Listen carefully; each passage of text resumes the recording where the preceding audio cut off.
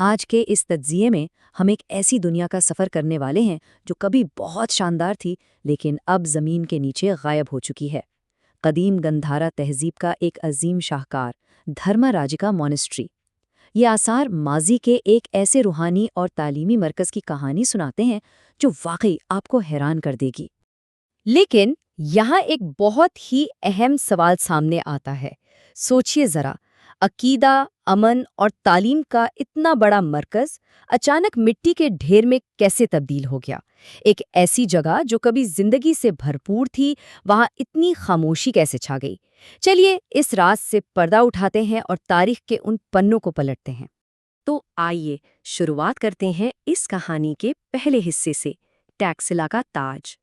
84,000، جی ہاں 84,000، یہ عدد اس تہذیب میں بہت اہمیت رکھتا ہے۔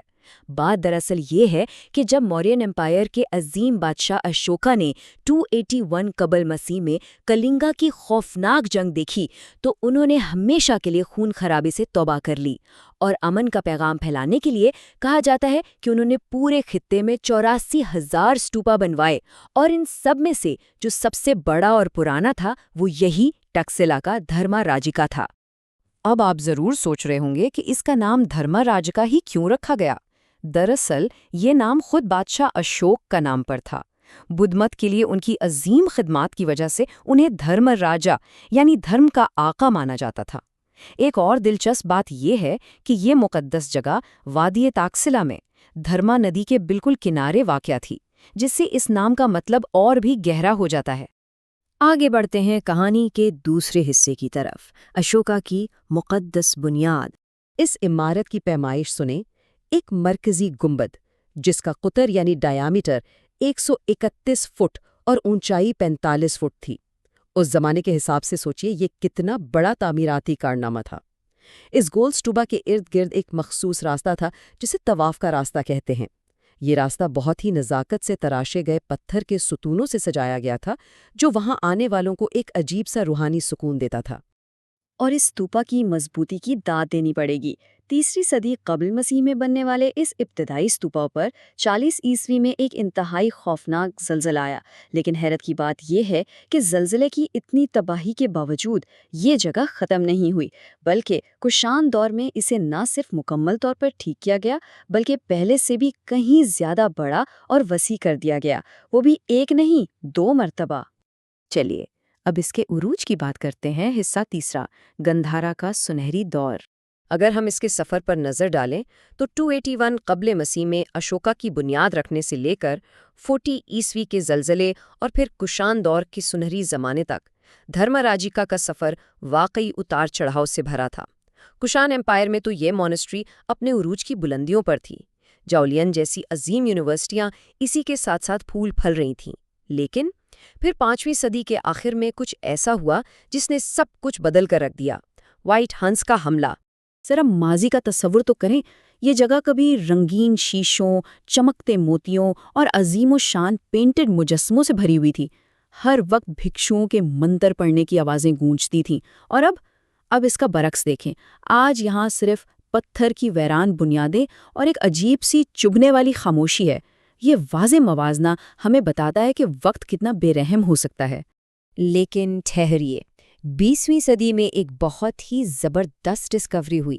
جب آثار قدیمہ کی کھدائی ہو رہی تھی تو چیپل G5 سے سر جان مارشل کو ایک حیران کن چیز ملی، ایک چاندی کا چھوٹا سا ڈبہ۔ اور آپ جانتے ہیں اس میں کیا تھا؟ مہاتما بدھا کی مقدس ہڈیوں کی راکھ اور خروشتی رسم الخط میں لکھی ہوئی ایک تحریر۔ اسی تحریر نے آخری مہر لگائی کہ ہاں، اس جگہ کا اصلی نام واقعی دھرمیجکا تھا۔ جب یہ مقدس راکھ ملی تو اسے محفوظ رکھنے کے لیے 3 حصوں میں تقسیم کیا گیا۔ ایک حصہ تو پاکستان میں ہی رکھا گیا، جبکہ باقی 2 حصے اس وقت کے سیلون یعنی آج کا شری لنکا اور برما یعنی آج کے میانمار بھیجے گئے۔ تو آپ دیکھیں کہ اس ایک مرکز کی روحانیت ان قدیم حدود سے نکل کر دنیا کے مختلف حصوں تک پھیل گئی۔ اب آتے ہیں کہانی کے اس تاریخ ترین حصے کی طرف۔ حصہ چوتھا، وائٹ ہنس کا حملہ۔ یہ بات واقعی بہت پریشان کرتی ہے کہ ایک ایسی جگہ جو صدیوں تک امن، روحانیت اور تعلیم کا مرکز رہی، اس پر اچانک ایسی قیامت کیسے ٹوٹ پڑی؟ ایک پورا سنہری دور صرف اور صرف خون ریزی اور شدید بدحالی کی وجہ سے راکھ کے ڈھیر میں کیسے تبدیل ہو گیا؟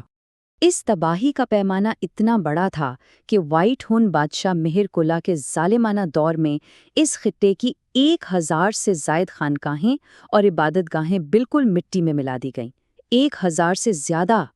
یہ سطح اتنی بڑی تھی کہ صدیوں سے چلتا آ رہا ایک مکمل تہذیبی نظام ہی الٹ گیا۔ اور ہاں، یہ حملہ صرف اینٹوں اور پتھروں کی تباہی تک محدود نہیں تھا، اس کا اثر بہت گہرا تھا۔ عبادت گزاروں کو بے رحمی سے قتل کر دیا گیا۔ جو پرانے تجارتی راستے تھے وہ مکمل طور پر ویران ہو گئے، جس کی وجہ سے پوری معیشت تباہ ہو گئی۔ شاہی کشان سرپرستی ختم ہو چکی تھی اور معاشی حالات اتنے خراب تھے کہ جو لوگ بچ گئے تھے ان کے پاس زندہ رہنے کے وسائل ہی نہیں تھے۔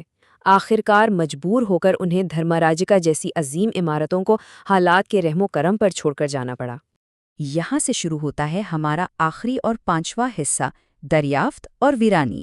صدیوں تک یہ جگہ ویران رہی۔ پھر 1912 سے 1914 کے درمیان سر جان مارشل نے اس کی کھدائی کی اور اس عظیم ورثے کو واپس دنیا کے سامنے لایا۔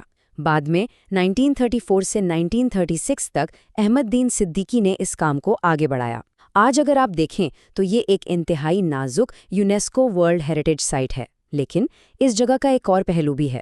علاقائی لوک کہانیوں میں آج بھی یہ مشہور ہے کہ ان خاموش کھنڈرات میں آج بھی قدیم بھکشو اور روحیں بھٹکتی نظر آتی ہیں۔ تھوڑا ڈراونا ہے نا؟ آخر میں بس اس ایک بات پر غور کیجیے، ہر تہذیب کو بالآخر زمین کے نیچے ہی جانا ہوتا ہے۔ ان کی ایک مقرر عمر ہوتی ہے، چاہے کوئی شہر کتنا ہی عظیم کیوں نہ ہو، وقت کا پہیہ گھوم کر اسے واپس مٹی میں ملا ہی دیتا ہے۔ دھرمراجیکا کے یہ خنڈر اس بات کا ثبوت ہے کہ وقت سے بڑا کوئی نہیں اور تاریخ میں کچھ بھی ہمیشہ کے لیے نہیں رہتا۔